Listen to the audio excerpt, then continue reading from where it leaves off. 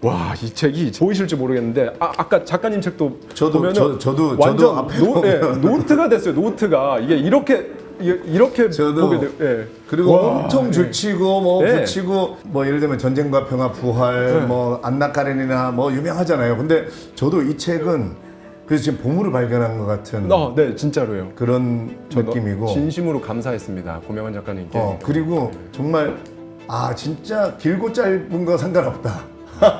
네, 셰익스피어 같은 사람은 셰익스피어가 쓴 작품을 백날 연구한다고 만들어지지 않는다. 하와이 대저택과 고명환 작가가 만나다 하고 만다 1화입니다, 여러분. 시작하겠습니다.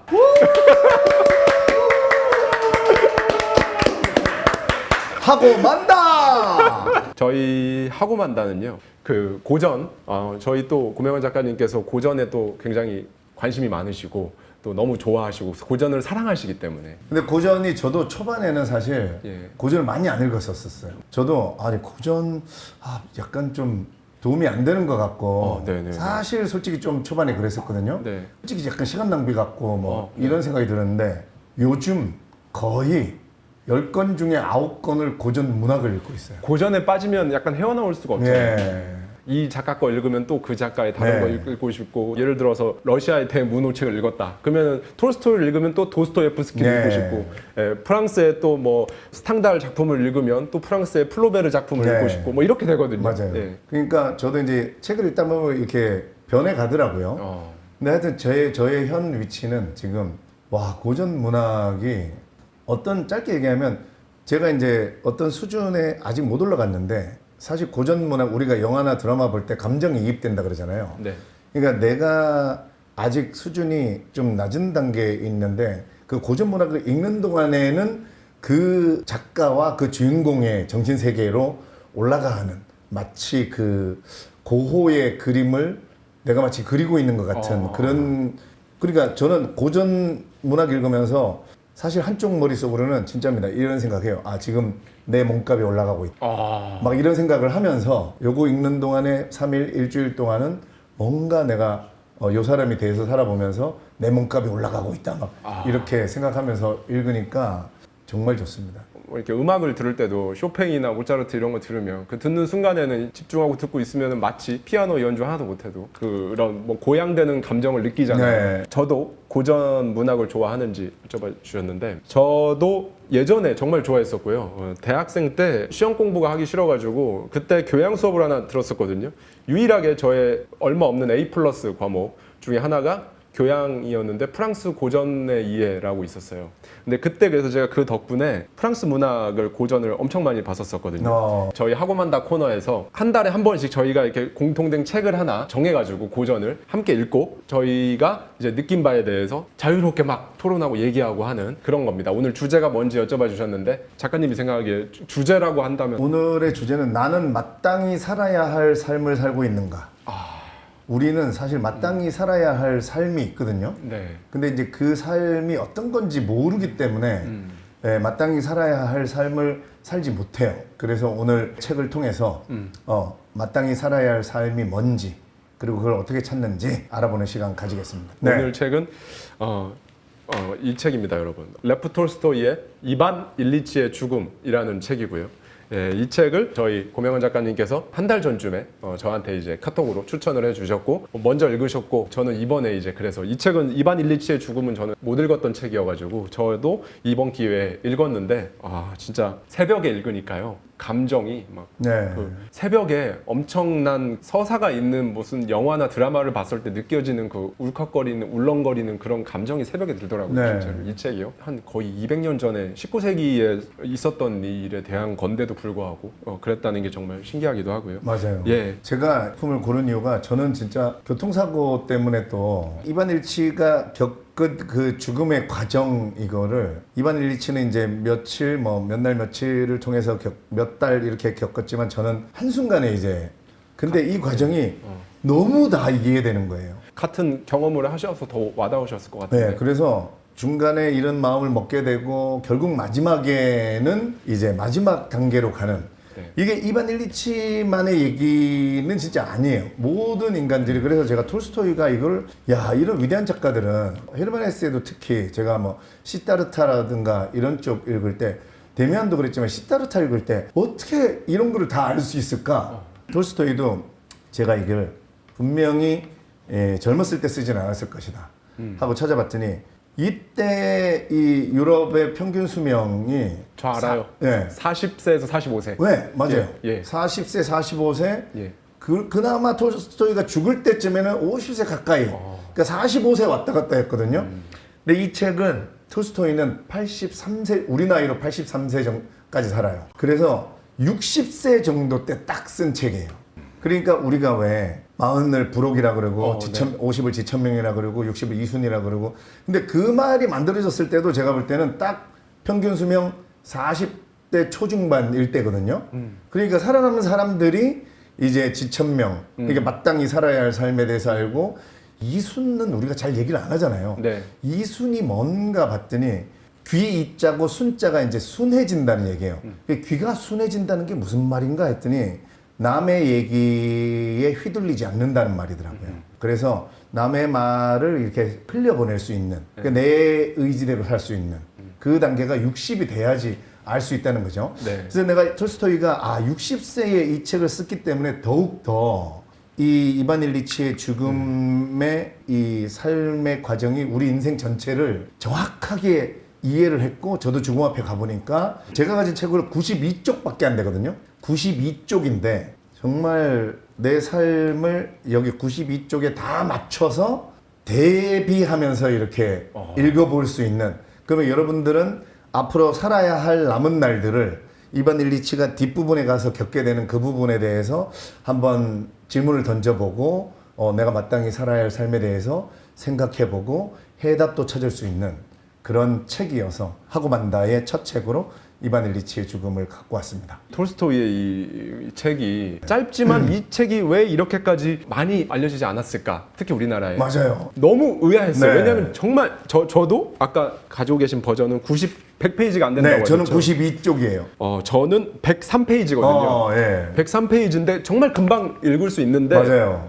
와, 이 책이 보이실지 모르겠는데 아까 작가님 책도 보면은 저도 완전 앞에 노트가 됐어요. 노트가 이게 이렇게 저도 보게 돼요. 예. 그리고 와, 엄청 줄치고 뭐 네. 붙이고 뭐 예를 들면 전쟁과 평화 부활 뭐 안나 카레니나 뭐 유명하잖아요. 근데 저도 이 책은 그래서 지금 보물을 발견한 것 같은 네, 진짜로요. 그런 느낌이고 진심으로 감사했습니다. 고명환 작가님께. 그리고 정말 진짜 길고 짧은 거 상관없다.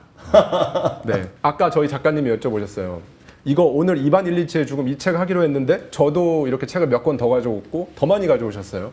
왜 두 분 다 이렇게 책을 더 많이 가져왔냐? 한 권만 있으면 되는데 네. 이렇게 여쭤봐 주셨는데 저희 둘 다 똑같이 대답한 게 이런 게 다 지금 연결돼 있다고.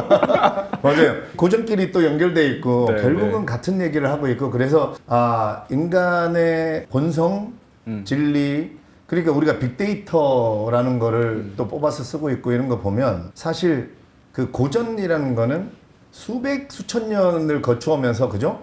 잘라질 건 걸러질 건 걸러지고 우리 인간들이 이제 이렇게 존경하고 사랑하고 해답으로 읽어오는 책이기 때문에 심지어 어떤 표현들까지 막 서로 다른 작가들인데 너무 같은 표현을 하고 있는 것들이 있는 거예요. 그래서 오늘도 제가 당연히 읽다 보니까 최대한 적게 갖고 온 거예요. 네, 네. 최대한 적게 갖고 온 게 이렇게 연결돼 있어서 요거는 좀 이 연결을 좀 말씀드리고 싶다. 너무 좋습니다. 이제 줄거리를 간략하게 정말 네. 빠르게 말씀을 드리겠습니다. 이반 일리치라는 1800년대에 살았던 주인공입니다. 이 책의 주인공인데요. 고위 관료의 자제로 태어났어요. 지금으로 치면 금수저입니다. 좋은 집안에 정말 자랐고 유복하게 자랍니다. 그런데 시작부터 장례식으로 시작하거든요. 죽습니다. 45, 45세에 죽습니다. 이때 당시에 선진국의 평균 연령이 19세기 당시에 평균 수명이 한 40에서 45세였으니까 네, 맞아요. 요절하거나 이런 거 아니에요. 맞아요. 죽음을 맞이할 때 죽었는데 자연사가 아니라 지금으로서는 암으로 추정이 되지만 네. 여기 톨스토이는 당시에 뭐 의학 기술이나 이런 걸 봤을 때 특별한 뭐 맹장이니 뭐 네네. 신장이니 이런 말이 나오잖아요. 네. 정확히 병명도 모른 채로 그냥 극심한 통증에 어딘가에 부딪힌 후에 네. 그때부터 이제 그걸 원인은 일 거라고 생각을 하면서 네, 그렇죠. 네. 그것도 되게 재밌는 게 예를 들어 뭘 중요한 걸 하다가 이게 그게 아니고요. 커튼 달다가 맞아요. 네. 예, 새로 이사 갈 집 꾸미는데 커튼 달다가 모서리에 찧어가지고 이렇게 피했는데 모서리에 탁 찧어서 그거가 약간 도화선이 돼서 이렇게 쭉 이제 그 통증이 진행되다가 죽거든요. 심플하게 말씀드리면 입안 127라는 사람이 태어나서 이제 훌륭한 청년으로 성장을 합니다. 예, 학교도 우수한 성적으로 마치고 또 인성이나 대인관계도 다 좋아요. 그렇게 해서 아버지가 좋은 자리에 촥 이제 배정을 해줘서 관료가 되죠. 관료가 되는데 그러다가 검사 보자리, 검사, 판사까지 고등법원의 판사까지 올라간 뒤에 사교계에서도 최고의 인맥을 가지고 있었고 네. 집안도 좋고 결혼도 잘했고 되게 미모의 아름다운 아내와 결혼도 했고 자식들도 이렇게 딸과 아들이 있고 그런 와중에 최고의 위치에서 그냥 죽어가는 겁니다. 계속 죽어가는데 한 3개월 정도에 걸쳐서 계속 점점점 악화되다가 죽어가면서 보고 느끼고 듣고 하는 것들에 대한 내용들이 이 책에 적혀 있다고 생각하시면 됩니다. 네. 한마디로 남들이 보기에 부러워할 만한 삶을 살던 사람이 죽어가면서 무슨 생각을 했는가에 대해서 톨스토이가 전지적 작가 시점에서 쭉 명쾌하게 정말 풀어주는 거죠. 뭐 처음부터 끝까지 놓칠 부분이 하나도 없는 네. 책이긴 하지만 작가님께서는 어떤 게 제일 가장 1번으로 기억에 남으시는지? 근데 1번이 저는 이 책을 읽고 계속 저도 읽으면서 나는 과연 죽음 앞에까지 갔다 왔는데도 지금도 내가 마땅히 살아야 할 삶을 살고 있는가. 그러니까 그 마땅히 살아야 할 삶을 도대체 어떻게 알아내는가. 그러면 마땅히 살아야 할 삶을 우리는 왜 모르는가. 그리고 마땅히 살아야 할 삶이라는 말이 또 이 이반 일리치가 엄청 여러 번 대뇌입니다. 그래서 저는 이제 거기에 완전히 이 책은 이반 일리치의 죽음 하면 마땅히 살아야 할 삶. 우리 하대님은? 저도 비슷한데요. 저는 이거를 30초 정도 읽어드리고 싶어서 네네. 가져왔습니다. 네. 네, 제가 딱 표시를 나랑 하는데 똑같은데 아니야 혹시? 이때가 정말 고통스럽게 서서히 병명도 모른 채로 뭐 의사 찾아가고 병원 찾아가도 약 먹어도 소용도 없고 이 고통을 자기밖에 모르고 점점점 이렇게 죽어가는데 내가 죽겠다라는 거를 자기 스스로는 알지만 아무도 관심도 없고 가족들조차 크게 시큰둥한 이런 상황에서 독백입니다. 너에게 무엇이 필요한가? 그가들은 최초의 분명하고도 강력한 계시는 이렇게 표현되었다. 무엇이 필요한가? 대체 무엇이 필요한 것인가? 무엇이냐고? 고통받지 않는 것? 사는 것? 어떻게 사는 것 말이지? 영혼의 목소리가 물었다. 그야 예전처럼 잘 유쾌하게 사는 것 말이다. 지금의 즉 오늘의 이반 127을 만들어준 것들이 떠오르자마자 당시의 기쁨으로 여겨지던 모든 것이 이젠 그의 눈앞에서 싹 녹아버리며 뭔가 하찮은 것으로 바뀌었다. 심지어 역겨운 것으로 바뀌는 경우도 잦았다. 이 부분까지 말씀을 드릴게요. 그 부분 저도 네. 이게 제가 읽어드리려고 하는 부분하고 다 연결되어 있는 건데 그러니까 이반 일리치가 한마디로 얘기하면 그 앞에 병상에 눕기 전까지는 사실은 남들이 이렇게 사는 게 좋아, 이렇게 사는 게 맞아. 맞습니다. 우리 지금 현대사회랑 똑같아요. 약간 좀 빚을 내서라도 남들 봤을 때 좀 좋은 집, 좋은 인테리어, 그리고 그런 어떤 고위 인사들을 초대해서 파티하는 삶. 근데 그게 마치 옳다고 생각했던 삶이 심지어 이제는 죽음 앞에 가니까 역겹게까지 느껴진다. 맞아요. 이렇게까지 얘기하는데 제가 읽어드리려고 했던 부분은 딱 한 부분만 읽어드리려면 똑같습니다. 저는 제 책 86쪽인데 내 모든 삶, 내 의식적인 삶이 옳지 않은 것이라면 전에는 이런 생각이 전혀 떠오르지 않았지만 자신이 마땅히 살아야 했던 삶을 살지 못했으며 그것이 사실일 수도 있다는 생각이 들었다. 가장 높은 지위에 있던 자들이 좋다고 여기는 것에 맞서 싸우려고 했던 눈에 띄지 않았던 충동. 우리가 남들이 좋다고 하는 그게 본인은 사실 남들이 이렇게 살아야 돼 이렇게 한 거에 맞서 싸우려고 했었던 눈에 띄지 않는 충동이 자기도 있었었어. 근데 이제 그거를 내세우지 못하고 휩쓸리면서 살았죠. 그가 즉시 억눌렀던 그런 충동이 진짜이고 억눌렀대잖아요. 그게 이제 와서 죽음 앞에 와서 생각해보니 그 충동이 진짜이고 나머지는 전부 거짓일 수도 있다는 생각이 떠올랐다. 이게 아까 하대님 읽어주셨던 역겨웠다고 표현되는 그 부분이죠. 그의 일, 삶의 방식, 가족, 사회적 및 직업적 이해관계 역시 모두 거짓일 수도 있었다. 사실 여러분 자본주의가요, 하대님. 자본주의라는 거를 가만히 생각해 보면 물건을 생산해내고 물건을 소비해야 돼요, 그죠?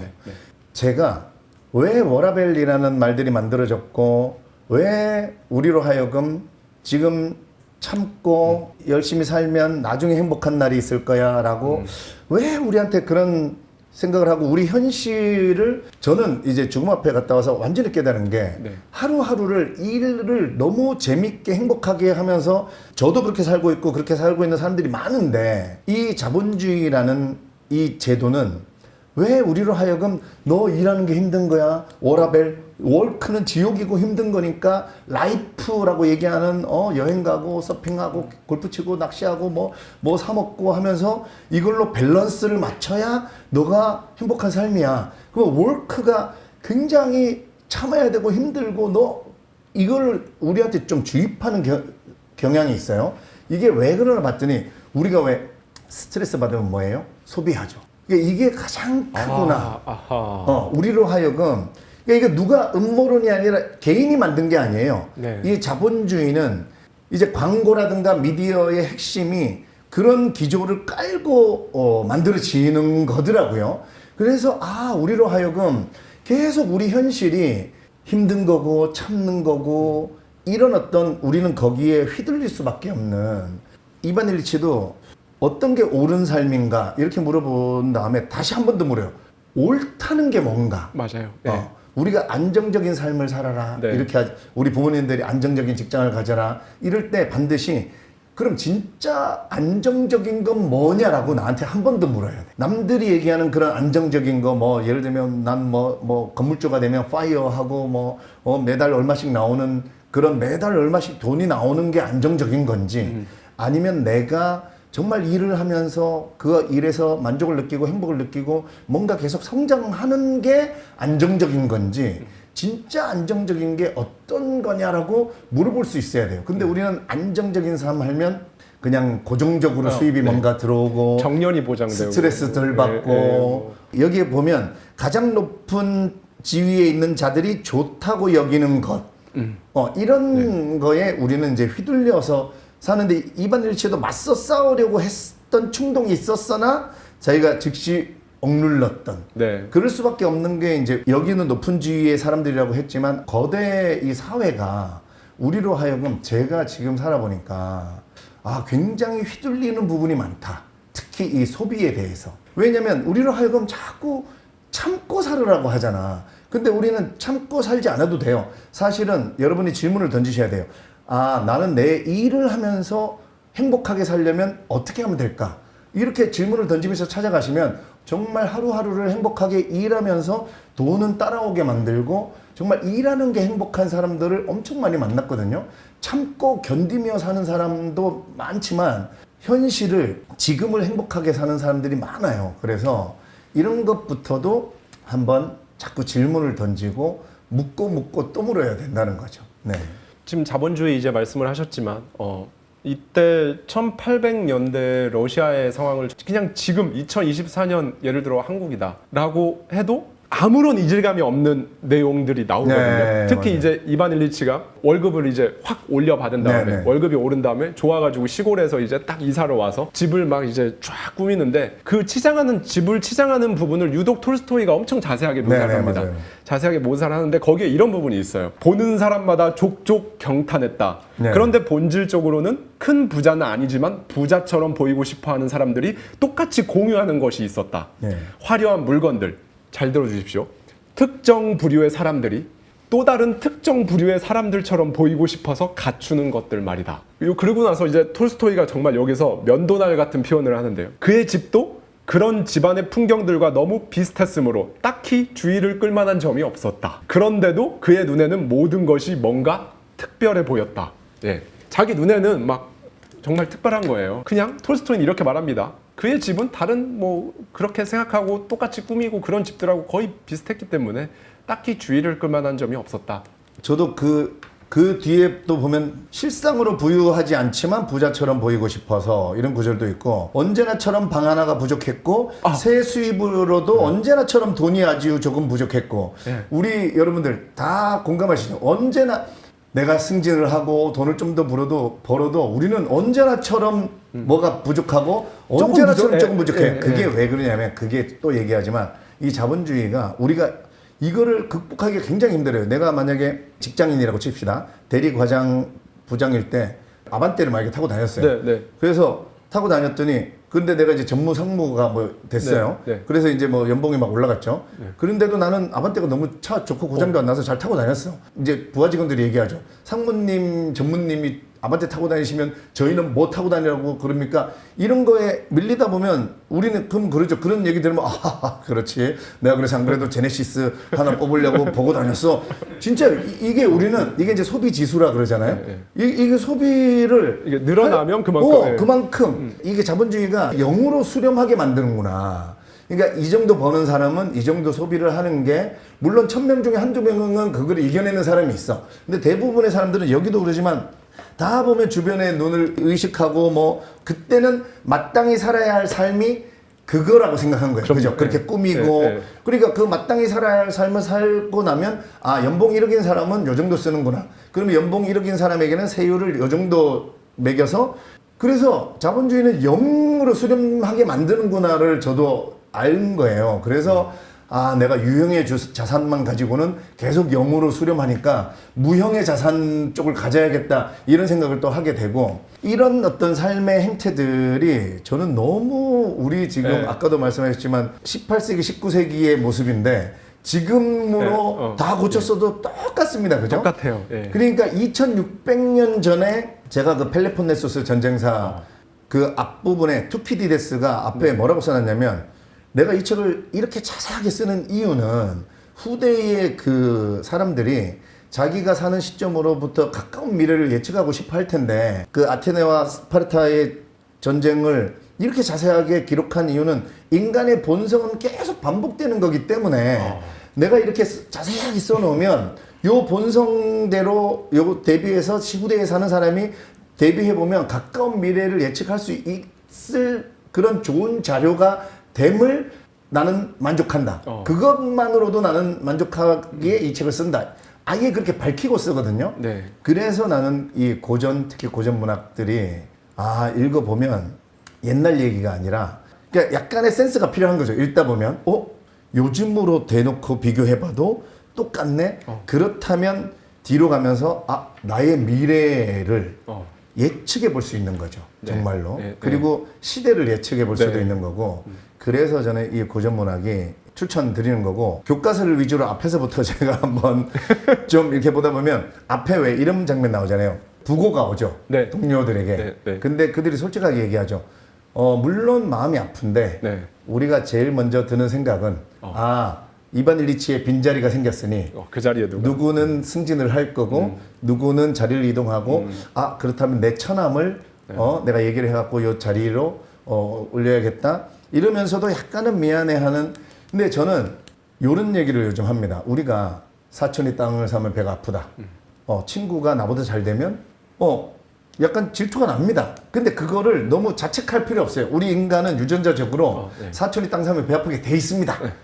그래서 그거를 너무 자책할 필요는 없고 대신에 우리는 이성이 있고 우리의 의지가 있기 때문에 내가 그 올라오는 거를 좀 누르고 예를 들면 진심으로 내가 내 친구를 진짜 축하해 줘 봐야겠다. 내 사촌이 땅을 산 거를 진짜 축하해 줘 봐야 하고 내가 진심을 한번 끌어올려 봐야겠다는 요 노력이 나를 발전시키는 거지. 내 속에 나 왜 이렇게 마음이 이거에 대해서 제가 라쇼몽이라는 작품에 보면 여기에 이제 엄마라는 짧게 얘기하면 내가 내 아이가 폐렴으로 죽었어요. 근데 내 이웃의 아이가 있었는데 이제 나중에 이 이웃의 아이를 보는 게 너무 마음 아파서 다른 지역으로 이사를 해요. 근데 나중에 소식을 들었는데 결국은 이 아이도 얼마 후에 감기로 앓다가 죽었대요. 그 소식을 듣자마자 이 처음에 아이가 죽은 이 엄마가 이렇게 말합니다. 남편한테. 그게 키우던 새가 있었는데 갑자기 새장에서 놔주고 싶다는 거예요. 그 왜 그러냐 그랬더니 저요 그 아이가 죽은 것이 기뻐요. 안 됐다고 생각은 하면서도 그래도 나는 기쁘다고요. 기뻐해서는 안 되는 걸까요, 여보? 이렇게 얘기합니다. 저는 이 인간의 적나라한 솔직함을 정확하게 써준 거죠. 그래서 우리 인간은 저는 그게 올라옵니다, 사실. 제가 돈을 쫓지 말아라. 여러분, 돈을 쫓지 마는 게 사실은 그 선순환으로 올라가는 비결인데 돈을 쫓고 싶은 마음이 올라오죠. 앞서죠. 이거를 누르고 돈보다는 내가 가치를 나눠주고 내가 뭔가 이 내 제품, 내 서비스로 뭔가를 그 타인에게 이 지구를 위해서 뭔가 이로움을 줄 수 있기 위해서 돈을 벌고 싶은 마음을 누를 수 있는, 그 다음에 내가 이반 일리치가 죽음보다 내 어떤 내 월급, 내 승진 이런 게 생각이 나지만 요거를 누르고 좀 더 남을 생각해 보는 마음, 요거를 가지려고 노력만 하시면 돼요. 맞습니다. 그랬을 때에 우리는 훨씬 나은 나로 발전하고 내가 행복해질 수 있는 비결이기도 하더라고요. 너무 전적으로 동의하고 네. 그래서 저는 이제 이런 말씀을 많이 드렸거든요. 인간은 원래 감정적이다. 네네. 원래 본능적으로 본성이 감정적이다. 이런 말 하잖아요. 이성적으로 생각해. 이런 말은 많이 하잖아요. 네. 근데 이런 말은 잘 안 해요. 의외로.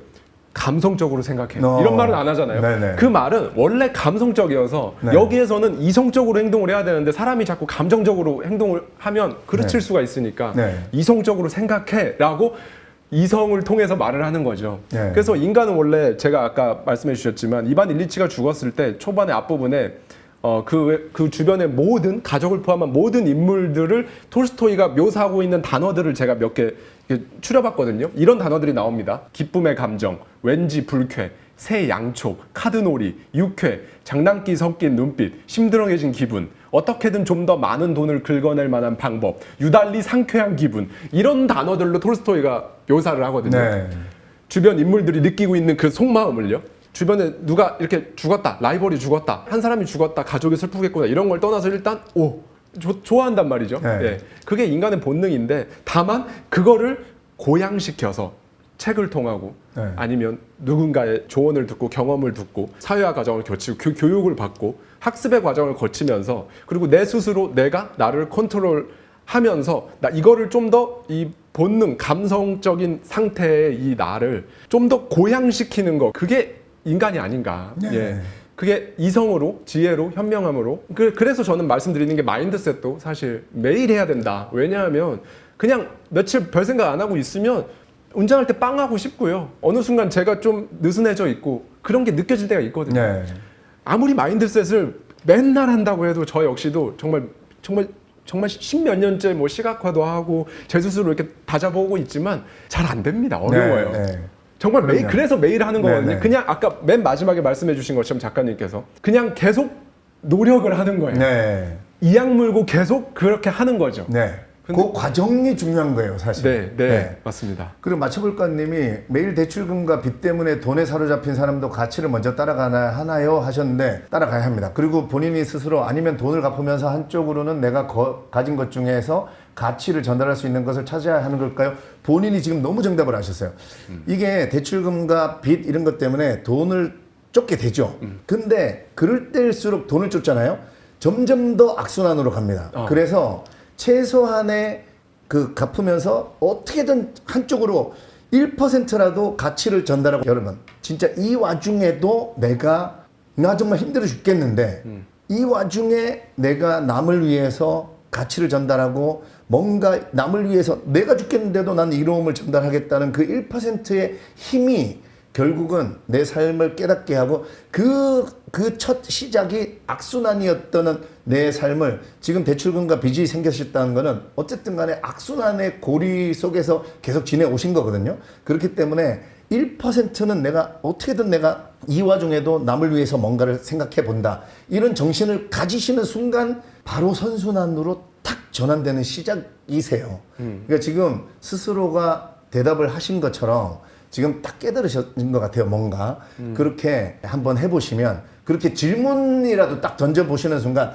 그래 내가 이렇게 죽겠는데도 불구하고 내가 이 와중에도 남을 위해서 가치를 전달할 수 있고 이로움을 내가 뭔가 나눠줄 수 있는 게 뭐가 있을까? 어떻게 하면 될까? 그리고 너무 서두르지 마시고 그 선순환에 올라탈 수 있는 그 과정으로 자꾸 가시다가 결국은 본인의 삶이 선순환으로 되시는 순간, 그때부터는 이 삶이 제가 말한 하루하루가 즐겁고 재밌고 그러면서도 일하는 게 보람되고 이런 삶을 살 수가 있게 되는 거죠.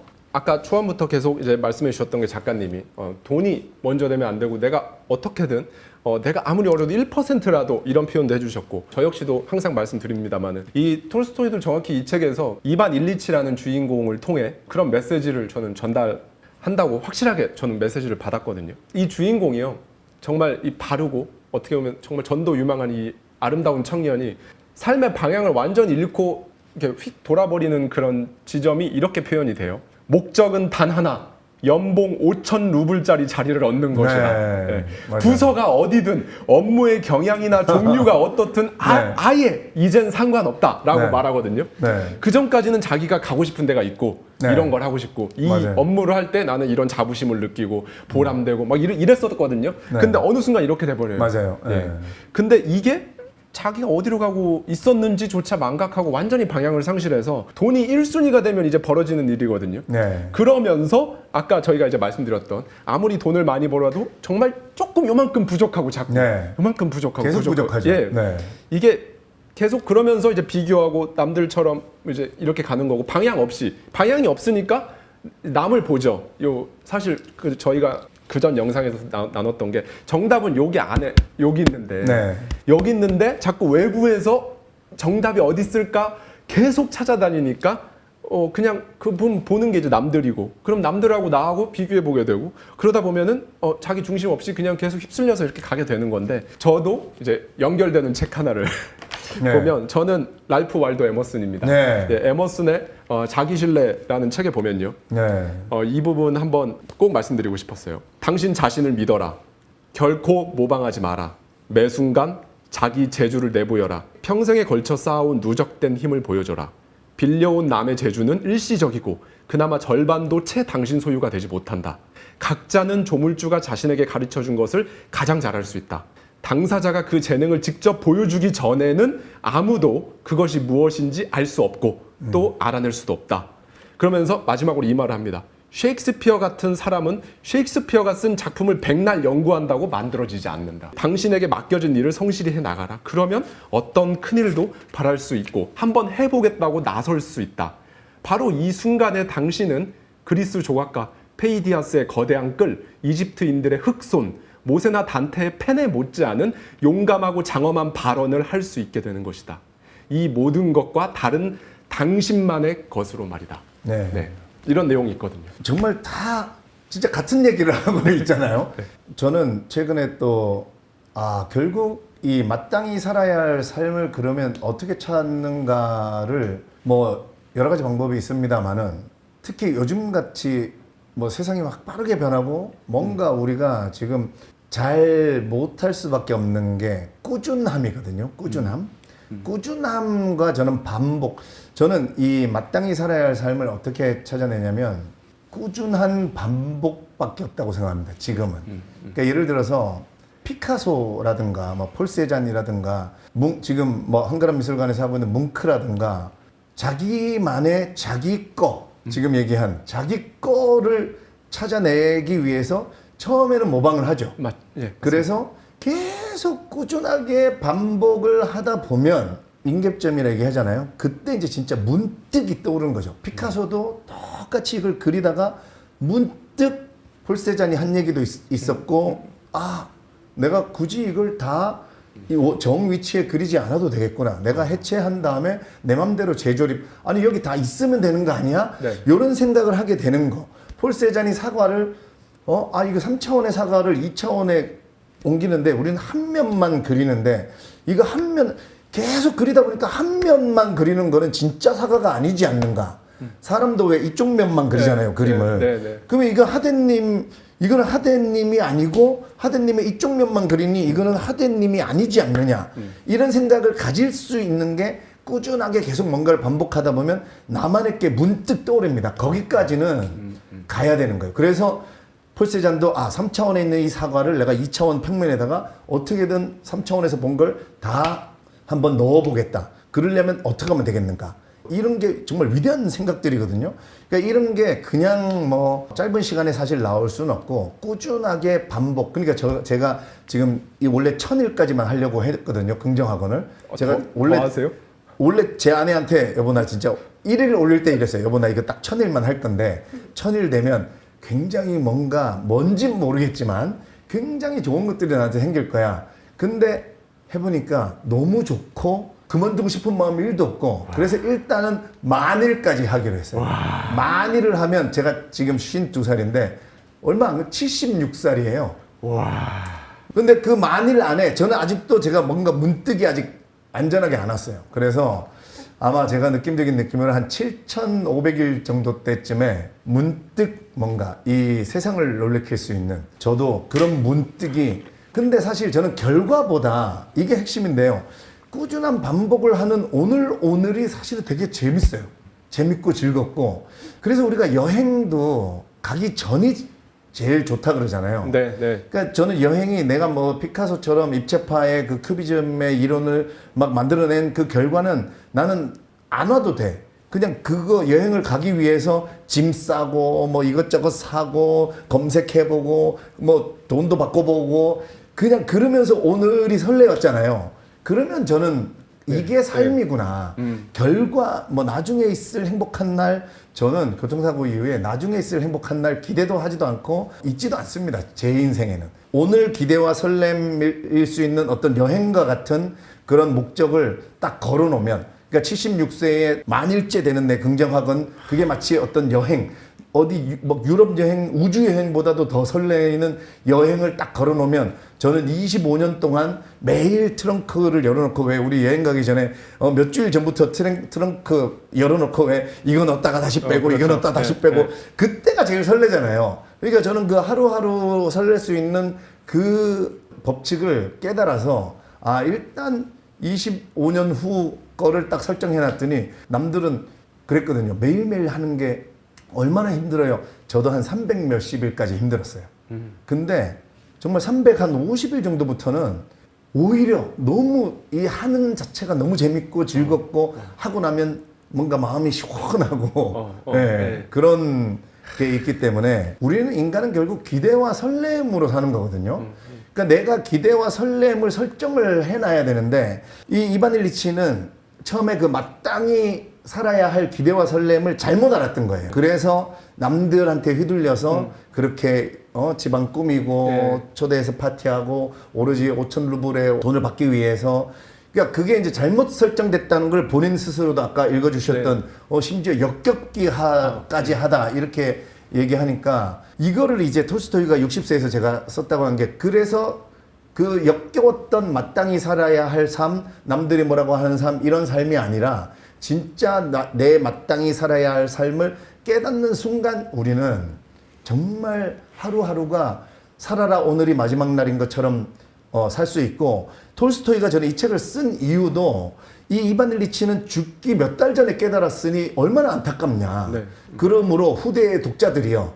이 책을 읽고 죽기 며칠 전에 깨닫지 말고 정말 하루라도 빨리 깨달아서 그대들의 삶을 돈에 끌려다니지 말고 남들 뭐 여기 나오는 높은 지위의 사람들이 말하는 그런 삶에 끌려다니지 말고 부디 마땅히 살아야 할 삶을 너가 살아야 할 삶을 우리가 데미안에서 첫 문장이죠. 첫 문장.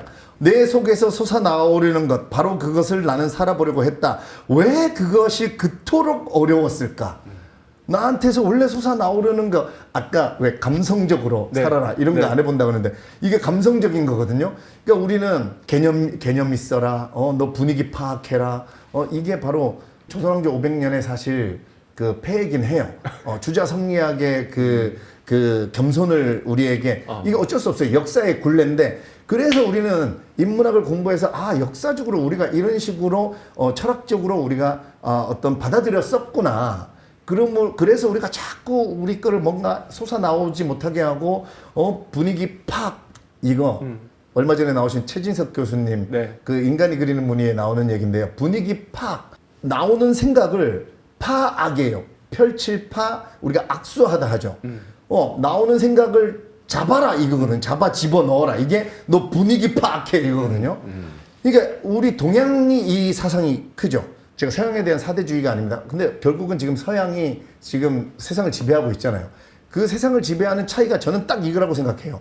우리는 자꾸 집어넣었어. 솟아나오려는 거를. 아까 이반 일리치도 자기가 거부하고 싶은 충동이 있었으나 바로 억눌렀다고 했잖아. 그러니까 이렇게 하면서 결국은 마지막에 가서 알게 되잖아. 내가 그때 솟아 나왔어야 되는데. 그러니까 서양이 지금 세계를 지배할 수 있는 이유는 저는 특히 미국은 보세요. 영어라는 것 자체도 영어는 나 중심이야. 무조건. 네. 사람 중심에서 이렇게 주인공 중심으로 무조건 나가야 되고 무조건 나가는 사고잖아요. 네. 동양 대패는 이렇게 땡길 때 깎여요. 서양 대패는 밀 때 깎이고. 우리는 돈도 이렇게 세고 서양은 이렇게 세고. 이게요 진짜 톱도요. 우리는 이렇게 톱니가 반대로 돼 있어요. 우리는 똑같은 동작인 것 같지만 동양 톱은 당길 때 썰리고요. 서양 톱은 밀 때 썰려요. 그러니까 서양은 철저하게 나가는 사고거든요. 그러니까 솟아 나오려는 거를 우리는 제발 좀 우리가 왜 질문도 마찬가지예요. 질문하려다가 왜 내가 분위기 파악해가지고 괜히 나 때문에 점심시간 됐는데 질문했다가 애들한테 왜 우리 그러잖아요. 야 점심 먹으러 가는데 왜 지금 딩동댕 한 다음에 너 질문하는 거야? 이런 말 들을까봐 우리가 왜 질문 안 하잖아. 여러분 핸드폰 안에 해답만 엄청 많아요. 그죠? 우리가 SNS 탁 키면 니체가 무슨 말 했다. 쇼펜하우어가 무슨 말 했다. 사실 우리도 지금 해답에 대해서 막 얘기해 주는 거잖아요. 네. 해답 중에 고르기도 바쁘다. 그러니까 좀 팁을 드리면 그래 내 마음에 드는 해답을 골랐어. 그러면 그거를 한 번 더 물어봐야 돼. 이게 나한테 맞추려면 어떻게 하면 될까? 뭐 이렇게라도 한번 이게 질문을 해봐서 결국 자기 걸 찾아야 되는데 우린 지금 너무 많은 해답에 노출돼 있어가지고 해답만 보기에도 바쁘단 말이에요. 그래서 이 중에 나한테 정말 맞는 건 뭘까라고라도 한 번이라도 물어봐야 돼. 예. 근데 최근 이 이반 일리치의 죽음 읽으면서 마지막에 이반 일리치가 죽어가면서 계속 묻게 되죠. 네. 나도. 네. 아, 나는 마땅히 살아야 할 삶을 살고 있는가? 이게 저절로 질문하게 됩니다. 이게 가장 큰 힘이라고 생각해요. 그래서 본인이 결국 알아내는 거. 맨 마지막에 톨스토이가 이 말을 해주잖아요. 저 너무 와닿았는데 맨 마지막에 죽을 때 죽음의 그 순간을 묘사를 해요. 톨스토이가. 네네네. 이반 일리치가 죽는 그 순간에 이렇게 톨스토이가 묘사를 합니다. 읽으면서 깜짝 놀랐는데 네. 죽기 직전입니다. 그럼 죽음은 그것은 어디에 있는가? 그는 예전의 습관대로 죽음의 공포를 찾아보았지만 발견하지 못했다. 그것은 어디에 있는가? 죽음이 없기 때문에 어떠한 공포도 없었다. 왜 죽음이 없냐면요. 죽음 대신 빛이 있었다. 라고 말을 하고 네. 바로 이것이다. 갑자기 그가 큰 소리로 말했다. 이렇게 기쁠 수가. 네. 이제 죽는 순간이에요. 이때가. 맞아요. 이제 의식은 이제 거의 없으니까 누군가가 의사겠죠 아마. 끝났습니다. 라고 사망 선고를 내리는 장면인데 그게 들려요. 끝났습니다. 맞아요. 그런데 이반 일리치가 속으로 죽는 순간 이렇게 생각합니다. 이 말을 들은 그는 마음속으로 되풀이했다. 끝난 건 죽음이야. 그는 자신에게 말했다. 그것은 더 이상 없다. 네. 이렇게 말을 하거든요. 저는 이게 어떤 의미를 가지고 있을까 한참 생각을 해봤는데 네. 죽음의 공포잖아요. 네. 근데 이 죽음이 없으니까 공포도 없다. 죽음 대신에요, 여러분. 한번 실패를 넣어보시면요. 사실 우리가 가장 제일 강하게 우리한테 오는 저항이 실패할 것 같은 무서움이잖아요. 뭘 하려고 할 때 망하면 어떡하지? 이거부터 생각하잖아요, 저희가. 그래서 실패가 없으면 공포도 없다. 이거 넣어보면 이렇게 되거든요. 그럼 실패가 어떻게 없을 수 있냐면요. 실패가 아니라 똑같은 현상은 똑같아요. 똑같은데 똑같은 현상이 벌어지는 이 대한민국이라는 오늘에서 고명환 작가님의 세상은 다르고요. 저의 세상은 다르고 여러분들의 세상도 완전히 다르거든요. 분명히 똑같은 일이 벌어지는 똑같은 시간의 대한민국이에요. 근데 각자의 세계가 완전히 다르단 말이죠. 그건 왜 그런 거냐면요. 눈으로 들어오는 게 우리는 거울이랑 달라서 네. 어떤 사물을 그냥 빛이 그냥 들어오는 게 아니고 거울은 빛이 들어오면 그냥 그걸 나타내고 끝입니다. 근데 우리는 뇌로 들어가서 뇌가 해석의 작용을 거치잖아요. 해석의 작용을 거치니까 소위 말해서 각자의 뇌, 렌즈대로 해석된 세계를 우리는 보는 거예요. 네. 그러니까 모두의 세계가 다른 거거든요. 판단과 해석이 개입을 하기 때문에 각자 모든 색깔이 다 다르고 각자 모양이 왜곡되어 있는 모양이 평면이 다 달라요. 그래서 각자의 세계가 다른 건데 실패 대신에 조정을 하고 있다고 생각을 해보십시오. 조정을 한번 해보고 있다고 생각하시고 아니면 실전반을 듣고 있다라고 생각을 해보세요. 그럼 그 커리큘럼은 무조건 잘 안 되고 막 어렵고 진짜 이게 당연히 포함되어 있는 거거든요. 그러면 실패가 없으면 공포도 없다. 맨 마지막에 톨스토이가 말한 것처럼 끝난 건 죽음이야. 이것처럼 끝난 건 실패다. 그것은 더 이상 없다.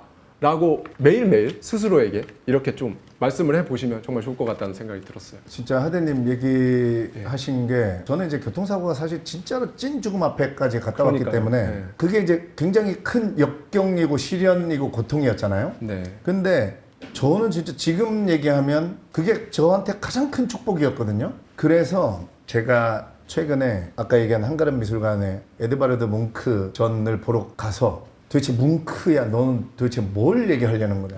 뭉크의 작품은 오로지 고통, 시련, 좌절, 우울 밖에 없어요.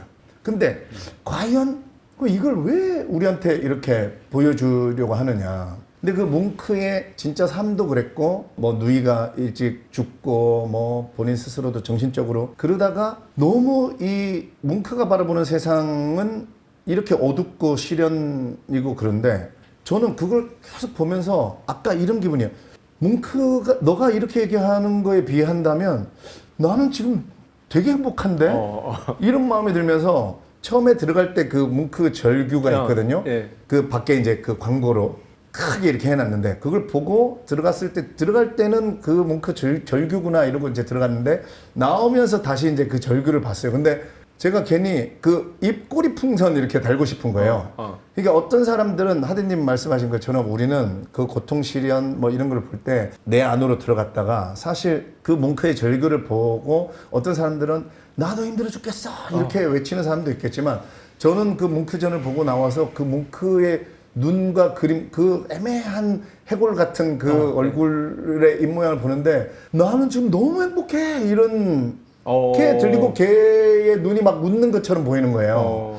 그래서 진짜 뭐 이거를 바라보는 시선을 달리해라 이게 아니라 네.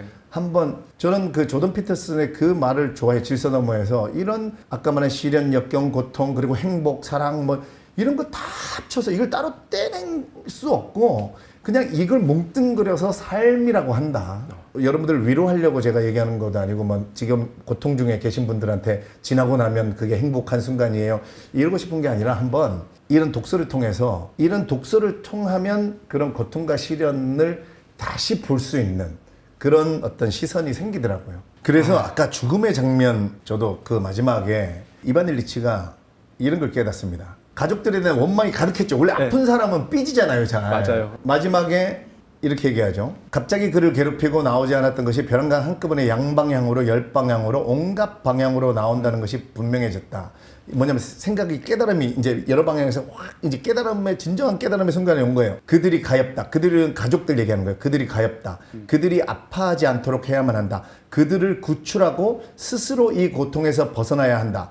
근데 이 다음 말이 저는 얼마나 훌륭하고 얼마나 간단한가. 이게 뭐냐면요. 이반 일리치가 죽기 요 전까지 나만 생각하고 있었어. 내 몸 아파 죽겠고 막. 요게 뭐냐면 제가 그 그리스인 조르바에서 늘 얘기하는 나를 구하는 유일한 길은 남을 구하려고 애쓰는 것이다. 그러니까 나 중심에서 이반 일리치가 남으로 바뀐 거예요. 그게 첫 번째가 가족이었고 그러니까 그들이 가엾다. 그들이 아파하지 않도록 해야겠다. 처음으로 이제 생각하거든요. 그들을 구출하고 스스로 이 고통에서 이 얼마나 훌륭하고 생각해 얼마나 간단한가. 너무 나에서 남으로만 바꾸면 돼 시선을. 네. 그러면 이게 되게 훌륭하고 간단해요 사실. 그래서 제가 아까 악순환에서 선순환으로 바꿀 수 있는 게 시선은 간단해요. 그러니까 자꾸 훈련을 해보세요. 모든 걸 남을 주려고 하지 말고 아니면 아까도 말했지만 뭐 물질적인 거 안 줘도 됩니다. 마음을 내가 진심으로 좀 약이 오르고 질투도 나지만 내가 진심으로 한번 축하해주고 격려해주고 그래 줘보자. 그런 마음을 한번 가져보자 하는 게 첫 출발입니다. 이게 그 존 러스킨이 얘기하는 교육의 목적 중에 저는 관대함이 이런 거라고 생각해요. 인간이 관대함을 가지면 이 선순환의 구조로 갈 수 있겠더라고요. 그거의 출발이 바로 이 남을 생각하는 건데 남에게 일단 주는 것부터 훈련하지 마시고 마음적으로 내가 질투나는 사람을 정말 축하해 줄 수 있는 그 진심을 한번 끌어올려 보시는 그런 노력을 하시면 되고 저는 이 마지막에 죽는 장면 때문에 내가 이 가지고 왔는데 진짜 그 죽는 장면에서 이 그리스인 조르바에서 조르바가 죽는 장면이 있어요. 네. 저는 이 장면을 읽고 나 죽을 때 이렇게 죽어야겠다 한번 들어보세요. 조르바가 죽는 장면을 이제 누가 편지로 이 주인공에게 보내준 거예요. 네. 유언이 끝나자 그는 침대에서 일어나 시트를 걷어붙이며 일어서려고 했습니다. 우리가 달려가 말렸습니다. 그러나 그는 우리 모두를 한쪽으로 밀어붙이고는 침대에서 뛰어내려 창문가로 갔습니다. 거기에서 그는 창틀을 거머쥐고 먼 산을 바라보다 눈을 크게 뜨고 웃다가 말처럼 울었습니다. 이렇게 창틀에 손톱을 박고 서 있을 동안 죽음이 그를 찾아왔습니다. 정말 조르바답게 서서 죽은 거예요. 그러니까 저는 이게 뭐 의지, 힘 이런 게 아니라 뭔가 죽음마저도 내가 마땅히 살아야 할 삶의 어떤 내 의지로, 그러니까 이거는 정말 난 죽음의 장면 중에 이렇게 멋지게 죽는 장면 이런 걸 보면서 이반 일리치도, 그러니까 이 조르바는 사실 몸으로 보여준 거고 네. 이반 일리치는 아까 말한 그 네. 생각과 그런 대사로 보여준 건데 사실 같은 얘기를 하고 있는 겁니다. 근데 우리 인간은 결국은 알게 됩니다. 제가 늘 죽음 앞에 갔다 와서 이런 강의를 많이 하는 이유가 제가 죽음 앞에 가보니까 우리가 세뇌당한 채로 모르고 죽어버리면 차라리 낫겠구나 이런 생각을 했어요. 근데 알아버린단 말이에요. 조지 버나드 쇼의 묘비명처럼 어영부영 하다가 내가 이렇게 될 줄 알았다. 뭐 해석이 뭐 그런 말이 아니다. 뭐 네. 분분한데 어쨌든 저는 그렇게 받아들입니다. 뭐냐면 어영부영 하다가 내가 이렇게 될 줄 알았다. 이게 뭐냐면 남들이 얘기한 대로 그냥 아까 말했듯이 전반부의 이반 일리치가 마땅히 살아야 할 삶, 고위의 지위에 있는 사람들이 얘기하는 삶, 남들이 안정적이라고 하는 거 이런 식으로 어영부영 그냥 끌려다니면서 살다가 내가 이렇게 될 줄 알았다. 버나드 쇼도 내가 볼 때는 자기가 성공한 작가에 취해서 어쩌면 자기 스스로가 자기를 판단했을 때 저도 죽음 앞에 가니까 딱 알겠더라고요. 와, 내가 왜 그렇게 눈치를 보고 아니 내가 원하는 대로 살았어도 됐는데 뭐가 그렇게 무섭고 눈치 보고 그렇게 해서 내가 이렇게 남들이 하라는 대로 그쪽으로 이렇게 휘둘려서 살았지? 이거를 저 바로 알겠더라고요. 그걸 이제 죽음의 그 근처에서 느끼신 거잖아요. 직접. 네네. 네. 제가 죽음 앞에 가는 사람들이나 이런 책을 읽어보면 다 알게 돼요. 그래서 이 톨스토이도 그거거든요. 그게 너무 안타깝다. 어영부영 하다가 이렇게 될 줄 알았다. 내가 죽음 앞에 와가지고야 내가 마땅히 살아야 할 삶에 대해서 알면 뭐합니까? 이제 일어나질 못하는데. 네, 네. 그래서 아마도 위대한 작가들은 그 순간에 얼마나 안타까운 죽음이에요. 그거를 알려주고 싶은 거예요. 저는 그거라고 생각합니다. 모든 고전의 작품들, 시인들. 그래서 우리한테 또 이거를 더욱 깨닫게 해주기 위해서 고전은 비유와 압축과 은유를 할 수밖에 없었고 많은 사람들에게 그리고 또 시대가 흐를수록 깨달을 수밖에 할 수 없는 게 사실 자기계발서로 제가 300페이지로 막 설명해가지고 한 줄 메시지 전달하는데 사실 시인들은 잎새이는 바람에도 나는 괴로워했다. 한 줄이면 몇백 년 동안 내 마음의 고통을 잎새이는 바람에도 나는 괴로워했다.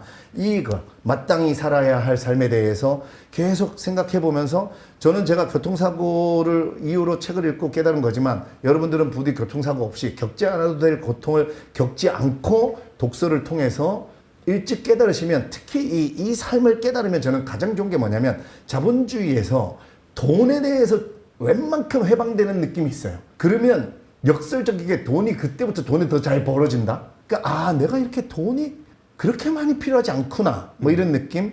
돈을 내가 쫓아다녔지. 이거보다 더 즐겁고 신나고 재밌는 게 있구나. 이런 의미 있는 게 있구나. 이런 게 깨닫는 순간 이게 선순환이고 그런 거를 책을 통해서 알게 되면 내가 돈을 그렇게 많이 안 벌어도 되네라고 하는 순간부터 돈이 잘 벌어집니다. 그렇죠. 이게 너무 안타까운 거죠. 버나드 쇼 말씀하셨지만 버나드 쇼도 남들이 보기에는 최고의 극작가였잖아요. 네네. 성공한 최고의 극작가. 근데 묘비명에다가 자기 스스로 그렇게 자기 네. 삶을 이렇게 그렇게 표현을 해놨고, 그다음에 이반 일리치도 남들이 보기에는 정말 최고의 고위관직 네. 고등법원 판사 집안의 네. 가문, 일종의 약간 가문이죠. 그런 데서 정말 최고의 그 당시에 본인이 스스로 여기 중간에 보면 나오거든요. 어영부영한 사람들 다 쫓아내버리고 나니까 이제 최고위급 사교 인사만 남게 됐다. 자기 네. 집에 들락날락거리는 사람들이. 네.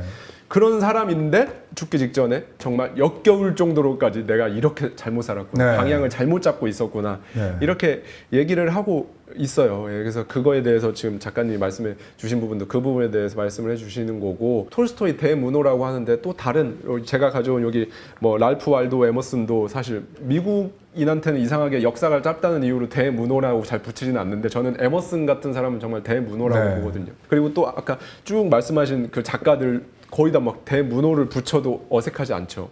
근데 세계 문학사를 막 다 봐도 톨스토이만큼 이 죽음이라는 거에 정말 깊이 파고 들어가서 고뇌하고 살펴본 작가가 되게 드물어요. 네. 그래서 그 이유가 뭘까라고 하면, 이 톨스토이의 자기 인생을 보면 두 돌이 되기 전에 어머니가 돌아가셨어요. 네.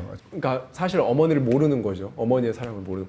그 다음에 9살 때 아버지가 돌아가셨습니다. 10살 때 할머니가 돌아가셨어요. 그리고 사춘기 때 13살 때 가장 엄마 아버지 다 돌아가시고 가장 의지했던 고모가 세상을 떠납니다.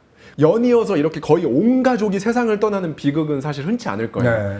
톨스토이는 확실히 말씀드리면 금수저입니다, 여러분. 네. 예. 톨스토이는 막 역경을 딛고 막 대문호에 오른 그런 사람은 아니에요. 금수저인데 다만 두 돌 되기 전부터 시작해서 온 가족이 다 죽었어요. 예. 이제 그런 게 작가가 된 톨스토이가, 근데 여기서 전 제일 인상 깊었던 게, 톨스토이는 근데 두 가지 길을 선택할 수 있었겠죠. 결국에 사람은 살아가면서 결국 두 가지 중에 하나를 계속 선택해 가거든요. 하고 안 하고, 좋아하고 안 좋아하고, 먹고 안 먹고, 잠을 자고 안 자고, 계속 두 가지 중에 선택이거든요. 근데 톨스토이도 두 가지 중에 하나를 전 선택할 수 있었다고 봐요. 일종의 요즘 의학 용어로 하면 외상후 스트레스 장애, 네. PTSD 같은 그런 상처로 인해서 정말 어떻게 보면 삐뚤게, 뭐 약간 금수저니까 돈도 있고 유복하게 자랐으니까 그거를 약간 삐뚤어진 재벌 3세들처럼 뭐 그런 삶을 살았을 수도 있고, 약이나 술이나 뭐 그런 데 취해서 도박이나 그렇게 살았을 수도 있는데, 톨스토이는 확실한 건요, 어렸을 때 온 가족이 다 13세까지 자기가 온 가족이 다 죽었던 그 경험을 문학적 성취를 이루는데 자양분으로 썼단 말이죠. 이반 일리치의 죽음에도 그게 너무 잘 나타나 있고. 네.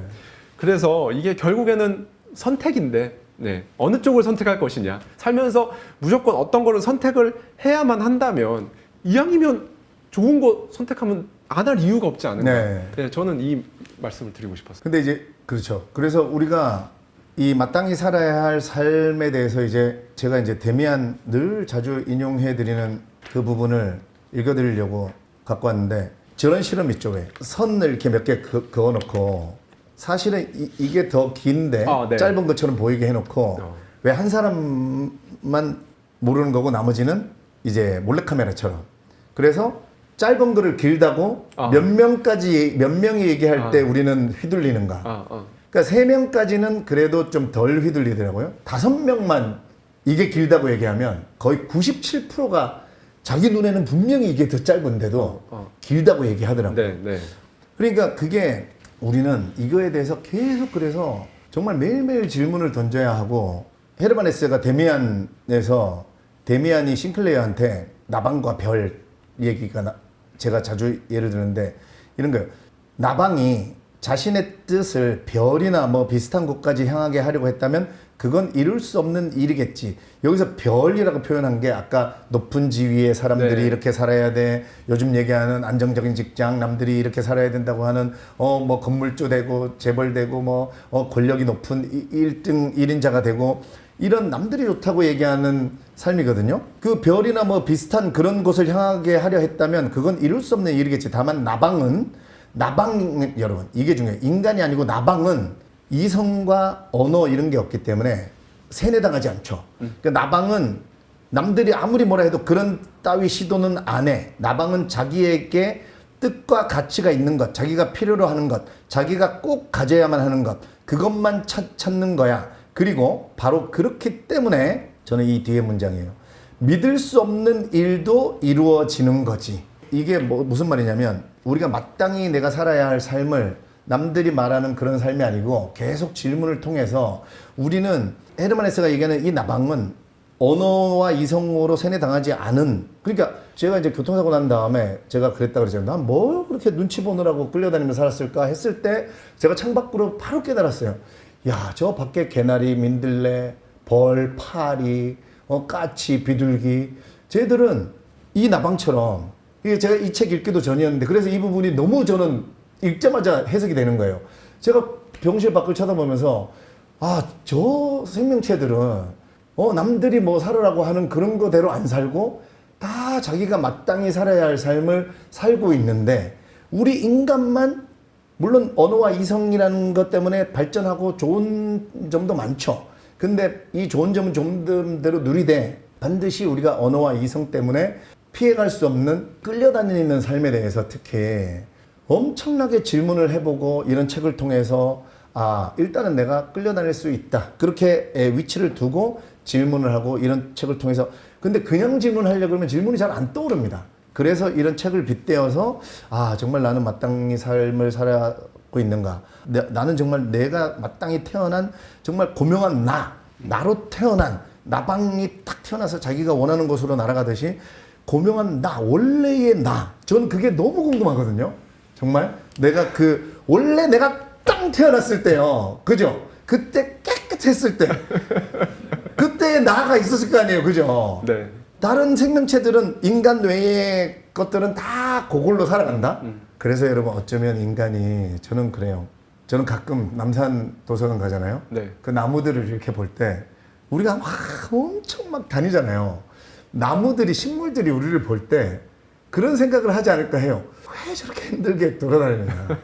그냥 여기에 딱 있어도 그리고 뭐 막 얻으려고 안 해도 그냥 여기서 즐기고 그냥 있으면 비 오고 뭐 하고 기다리다 보면 다 살고 번식하고 하는데 뭐 이렇게 빨빨거리고 다니면서 힘들어하고 정말 저는 나무 볼 때마다 요즘 그런 생각을 해요. 얘네가 우리를 되게 안쓰러워하겠다. 네. 때로는 나방이 되어 단순하게 마땅하게 본연의 나로 살아야겠어요. 지금 주주님이 얘기하신 것처럼 저는 이 단순하게 이 말이 요즘 제가 뭐 사람들은 예를 들면 거시적인 안목 뭐 이렇게 얘기하잖아요. 네. 그런 거창한 말 말고 너무 복잡하게 생각하지 말고 단순하게 뭐 이게 탁 뭔가 현상을 생각할 때도 예를 들면 장사를 할 때도 그렇고 트렌드를 우리가 분석할 때도 일단은 좀 단순하게 탁 생각하는 근데 그게 굉장히 어렵죠. 그게 바로 은유와 비유와 압축이에요.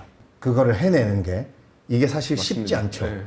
그래서 시인의 경지에 올라야 사실은 단순하게 세상을 볼 수 있고 우리가 그래서 글쓰기 할 때도 단문으로 쓰라 뭐 이런 연습 많이 하는 이유가 사실 어렵거든요. 아까 저는 그거 너무 와닿았어요. 작가님 해주신 말씀 중에 결국에 방법은 계속 꾸준히 반복하는 거. 네, 꾸준히 네, 반복하는 계속 거. 반복하는 거. 그거밖에 없다. 라는 말을 아까 해주셨던 네. 게 저는 굉장히 크게 와닿았던 이유가 뭐냐면요. 아까 워라벨 얘기도 해주셨잖아요. 네네.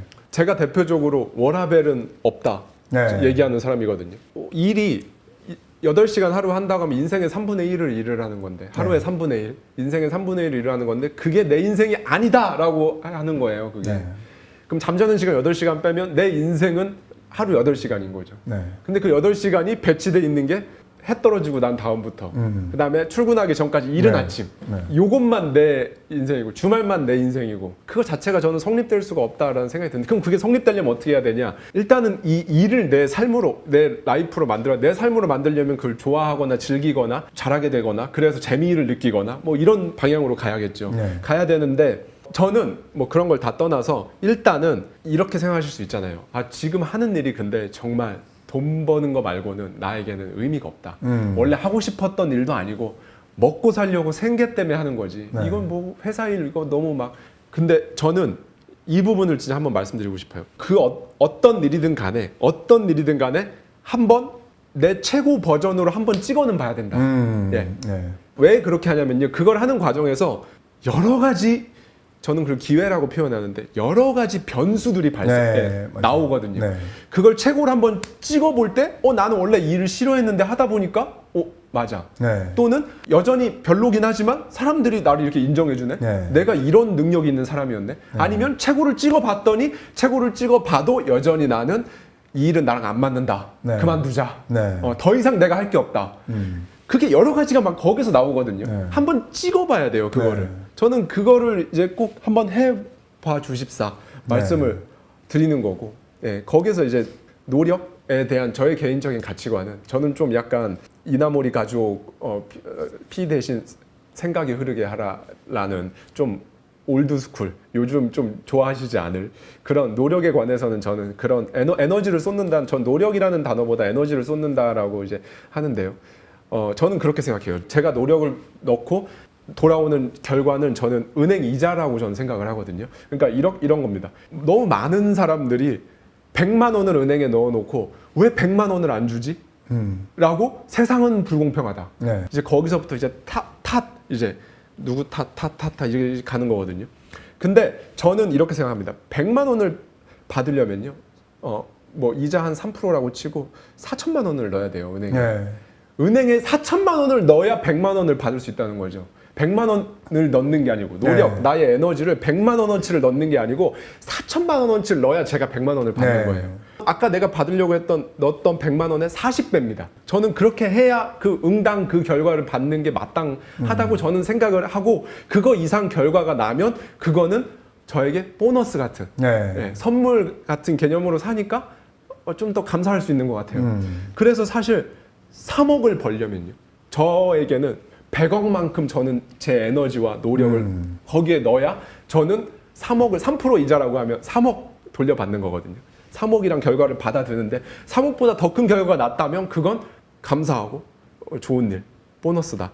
이렇게 생각을 하는데 이제 그 부분을 한번 말씀드리고 싶었어요. 많은 네. 분들이 근데 100만 원 넣고 100만 원 왜 안 나오냐 이렇게 말씀하시는 분이라면 그나마 나은 거고요. 또 되게 많은 분들은 돈을 안 넣고 좀 100만 원 안 주나? 네. 이렇게 하는 또 분들도 많아요. 예. 아니 최고 정말 그 한번 정점을 찍어봐라라고 얘기하셨는데 저는 네.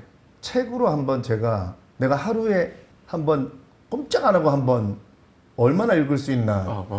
정말 화장실도 탁 뛰어갔다 오고 화장실 2번인가 갔다 오고 네. 18시간 동안 앉아 있어 봤어요. 네. 딱 한 번. 근데 18시간. 18시간. 하루에요? 예, 네. 하루에. 그랬더니 그 최진석 교수님께서 고요를 경험하라 뭐 이런 글을 네. 쓰신 적이 있는데 네. 정말 뭔가 그 정점을 찍는 순간에 네. 아까 막 여러 가지 그 가능성도 생기고 정말 내가 하루인데도 불구하고 그 하루가 너무 기억나는 게 그 18시간 동안 앉아 있어 봤더니 그 18시간 다가올 때 뭔가 고요해지면서 그 굉장히 그 아름다운 체험이었어요. 그래서 뭘로든 어떤 식으로든 그렇다고 또 18시간 하지 마세요. 뭔지 아실 거예요. 뭔가 내가 내 한계를 넘어서는 느낌으로 넘어가면 우리가 왜 마라톤 하시는 분들도 러너스 하이가 나오는 어느 순간에 러너스 하이 오고 고요해지고 막 이런다 하잖아요. 그 어떤 매력적인 고요함이 있거든요. 네. 그런 거를 일을 통해서도 할 수도 있고 근데 그 고요함을 느끼려면 남이 시키는 거를 나는 한다 이런 느낌으로 절대 거기에 갈 수 없습니다. 내가 한번 해본다. 내가 원하는 그러니까 거기에 가려면 결국은 내가 하는 일이 가치가 있고 이런 느낌을 받아야 이제 가시는데 그런 고요를 한번 찍어보시고 아까 댓글 해주신 분 중에 제가 아까 나무 얘기 하니까 나무 얘기 많이 좋아지셨는데 그런 거죠. 제가 또 니체 어린아이 얘기하다가 이렇게 보니까 우리 어른들은 저는 딱 규정 지어줄 수 있어요. 이반 일리치가 얘기한 전반부에 마땅히 살아야 할 삶을 사는 사람들은 그런 어른들은 사람도 물건 취급하죠. 요즘 세상에. 그렇게 돼버립니다, 우리가. 하다 보면 제가 오늘 이제 내일 올릴 영상인가가 뭐냐면 사람을 볼 때 어떤 일을 하는가를 보지 말고 어떻게 일을 하는가를 좀 봐라. 어떤 일을 하는가를 우리는 자꾸 보는데 이 일은 종류가 중요한 게 아니고 어떻게 일을 하는가가 중요한 거거든요. 내가 사람들한테 평가받을 때도 그렇게 해야 되고 그렇기 때문에 사람을 물건 보듯이 하게 되는 이쪽으로 물들면 안 되고 그래서 니체가 말하는 어린아이의 특성 중에 하나는 어린아이들은 사람은 당연히 사람으로 보고 물건도 어린아이들은 생명체로 보잖아요. 그죠? 네, 맞습니다. 그래서 막 사물한테 막 인사하잖아, 아이들은. 어떤 그런 그거를 절대 우리는 잊어서는 안 될 것 같아요. 사람은 당연히 더욱더 사람으로 봐야 되고, 그래서 내가 그러고 있지 않은가. 이런 모든 것들이 책을 읽다 보면 질문하게 되고, 나를 점검하게 되고, 그 순간이 또 발전하는 순간이고, 그래서 고전이 좋다. 두 번째 하고 만다 저희 생방송 때는 제목을 말씀해 주시죠. 다음 작품은 네. 카프카의 변신으로 하겠습니다. 그거 하신다고요? 네. 왜요? 왜? 카프카의 변신으로 뭐 했었어요? 너무 힘들 것 같아요? 아니요, 그게 아니고 네. 책 나오죠. 저는 그거 하려고. 그 얘기 한 거였어요? 네. 다음번에는 카프카의 변신의 이야기가 들어있는 네, 카프카의 변신의 이야기가 들어있는 고전이 답했다. 고전이 답했다. 여기에 카프카의 변신이 들어있죠. 카프카의 변신이 들어있죠. 네. 네. 8월 19일부터 예약 판매가 됩니다, 여러분. 그래서 혹시 읽고 오고 싶다 보시다면 카프카의 변신이 들어있는 네. 고명환의 고전이 답했다. 네. 네. 대놓고 저희가 이렇게 또 이게 작가님의 책으로 또 할 수 있는 이유는 저희가 둘 다 고전을 정말 사랑하고요. 저 네. 역시도 올해 가을 정도에 추석이 지나올 것 같은데요. 저는 이제 작가님하고는 조금 다른 장르인 게 제임스 알렌이라고 영국의 또 이제 성공 철학자이자 작가죠. 네. 예, 그 제임스 알렌의 책을 11권의 저서를 이제 한 권의 책으로 만드는 제가 엮었습니다. 9월에 나옵니까? 아니요, 저는 더 지나서 나올 것 같아요. 네. 내년쯤에?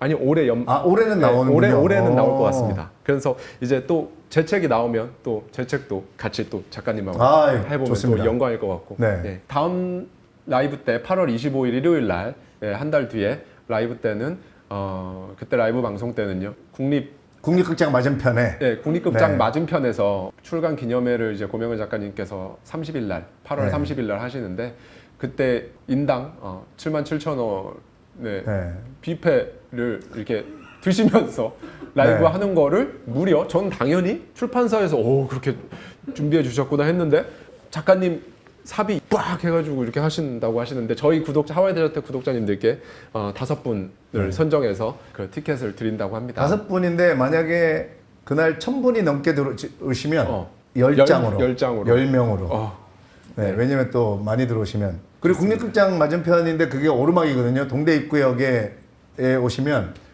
셔틀버스도 55만 원 더 추가하면 셔틀버스 해준다 그래서 추가했습니다. 와. 이거 다 사비로 하시는 거예요. 정말 대단하시죠. 진짜 약간 어떻게 보면 출판계에서 이렇게 저자가 직접 본인의 사비를 들여서 이런 독자분들을 위해서 뭔가 이렇게 한다는 게 굉장히 이례적인데 여러모로 저도 많이 배우고 있습니다. 진짜 저는 제목을 오늘 와서 알았네요. 근데 하고 만다 너무 좋고요. 네. 우리 그 구독자분들이 본인들이 원하는 그런 목표 이런 거 정말 우리의 이 라이브 방송을 계기로 진짜 하고 만다. 이런 마음을 가지게 되실 수 있도록 지금 이거 책 읽고 만다 막 이러고 막 계시잖아요. 우리 라이브 방송이 정말 그 요즘 특히 얼마나 경기도 안 좋고 힘듭니까? 이런 분들에게 자신의 삶을 정말 잘 변화시킬 수 있도록 하고 많은 그런 방송이 되겠구나 이래를 해보니까 그런 자신감, 확신이 생겼습니다. 네. 8월 25일 다음 라이브 방송에도 꼭 찾아주시고요. 항상 끝낼 때 하고 만다. 우리 그렇게 끝내는 것도 구독자분들 이렇게 딱 하면서 빡 이렇게 좋습니다. 우리 금메달을 딴 것처럼. 네네. 저희의 에너지를 드리겠습니다. 네. 하나, 둘, 셋. 하고 만다!